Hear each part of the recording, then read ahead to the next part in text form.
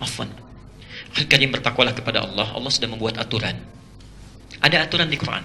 Quran surah An-Nisa jawabannya ayat ke-34. Pelan-pelan. An-Nisa ayat ke-34. Itu ada pembagian 2 tugas. Dan uniknya nanti orang Jepang yang praktekkan, ya. Mereka punya programnya. Anda harus bedakan bekerja dengan mencari nafkah itu lain. Ya, bekerja dengan mencari nafkah itu lain. Ya. Seorang suami ketika akan menikah, ingat ya, bukan ketika telah menikah, akan menikah, itu ditegaskan oleh Quran, tugasnya akan menjadi imam. Imam, pemimpin. Ya, pemimpin, jelas ya. Ar-rijalu qawwamuna 'alan nisa. Kalau Allah sudah menyebutkan pemimpin, berarti 2 aspek, dunia dan akhiratnya. Ya. Aspek akhirat itu pemimpin dalam ibadah spiritualnya. Di bapak misal, mohon maaf, di Masjid Al-Ihsan jadi makmum, pulang ke rumah jadi imam. Ya. Sifat seorang imam artinya jadi pendahulu, dia mimpin, yang dipimpin mengikuti bacaan imam, gerakan imam, dan seterusnya. Bagaimana Anda bisa menjadi imam kalau tidak mengerti bacaannya? Tidak tahu gerakannya. Karena itu seorang suami ketika bersiap akan menikah, dia mesti belajar bagaimana cara jadi imam yang baik. Tidak mungkin seorang ditugaskan jadi pilot kalau tidak bisa mengendarai pesawatnya. Ya. Tidak mungkin jadi masinis kalau tidak bisa mengendarai keretanya, itu nggak mungkin. Karena itu belajar. Belajar. Minimal perbaiki bacaan Qur'annya, perbaiki, ya. Kan tidak menarik kalau ada ayah diperbaiki oleh anaknya yang 5 tahun. Ya, bertakwalah kepada Allah. Anak antum sudah bisa memperbaiki, antum sendiri nggak memperbaiki. Dan akan ditanya, kamu yang jadi imam kenapa tidak disempurnakan? Ya. Pernah ada kisah yang kami terima beberapa waktu yang lalu, saya pernah sampaikan. Makanya kalau bapak ibu kedatangan seorang pemuda, ya, kata Nabi, yang diridhoi baik akhlaknya, itu segera nikahkan. Kedatangan seorang pemuda yang akhlaknya paling bagus, ya. Kan ada 4 ya yang biasanya ukurannya. Tuli jamaliha, karena cantiknya, karena gantengnya, ya. Walaupun itu relatif ya. Orang bilang cantik relatif, kalau jelek mutlak katanya, ya. Tapi kan itu ukuran, ya. Yang kedua, hartanya. Ini seringkali salah memahami. Hartanya itu disebutkan kaya, bukan. Kalau untuk perempuan yang bisa memanage harta suami dengan baik, untuk perempuan. Jadi kalau misalnya laki-laki mencari calon istri, carilah calon istri yang bisa memanage harta suaminya dengan baik. Cari, jangan melebihi kemampuan. Misal Anda kemampuan dapat 5 juta, cari istri yang zakat malnya aja salonnya sudah 10 juta misal. Gak akan nyambung, ya.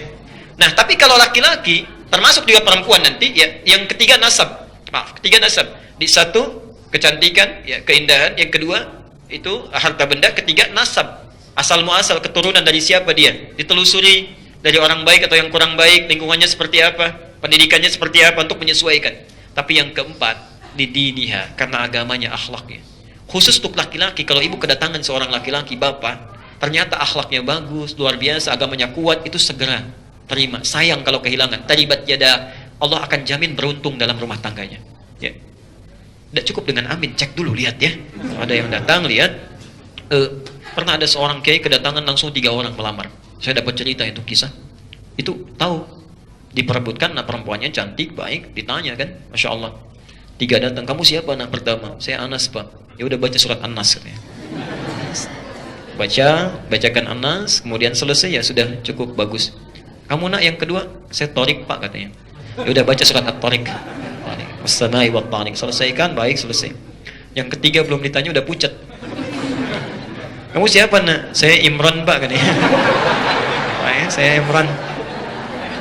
Ini belum selesai, tapi panggilan sehari-hari kulhu pak katanya. Ya, panggilan sehari-hari kulhu. Masya Allah. Dia dapat cerita.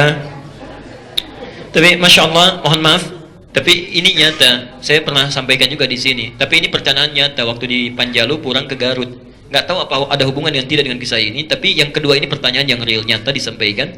Ustadz, bagaimana hukumnya? Ada seorang pemuda menikah, dia nggak pernah baca Quran, cuma hafal surat Al-Ikhlas, Qul huwallahu ahad. Itu saja.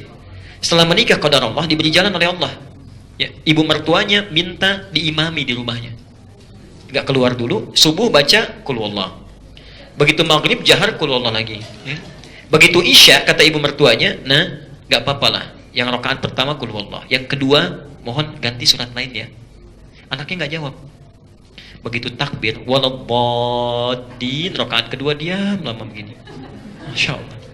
Ditunggu, dikira berpikir cari ayat, ternyata itu berbelok begini. Mah, boleh nggak Qul huwallahu lagi? Itu nyata ditanyakan pada saya di Garut. Apa hukumnya orang sholat seperti itu? Saya bilang batal pasti sholatnya dan dia mesti belajar. Maka Anda yang sudah siap menjadi seorang suami itu mesti belajar. Nah, dalam hal urusan kepemimpinan dunia itu pun sama.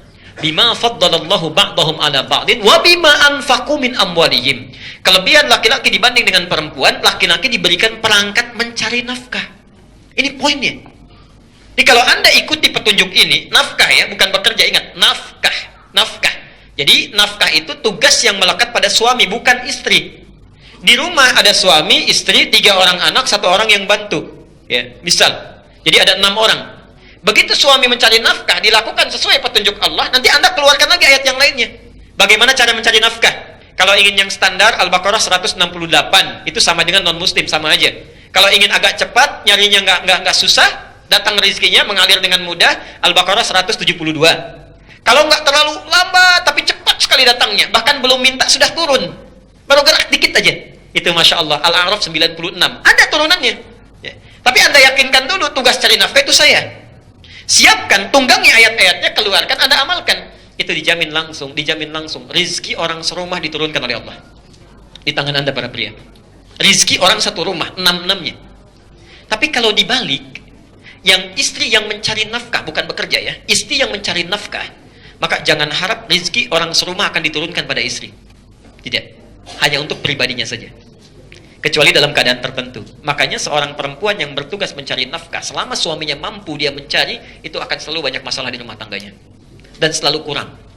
Selalu kurang. Karena keberkahan tidak masuk. Keberkahan tidak hadir.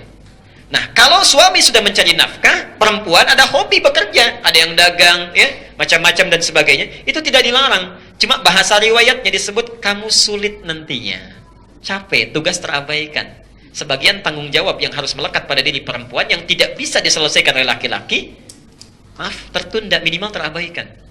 Karena itu bagi perempuan-perempuan yang berniat untuk bekerja, misalnya, mohon maaf, maka pastikan tanggung jawab yang berada di rumah dan itu akan ditanya oleh Allah, itu sudah selesai. Sudah selesai. Pastikan itu. Ya. Tapi yakinkan pada diri kita, kalau pada saya silahkan ragu, tapi pada Allah jangan ragu.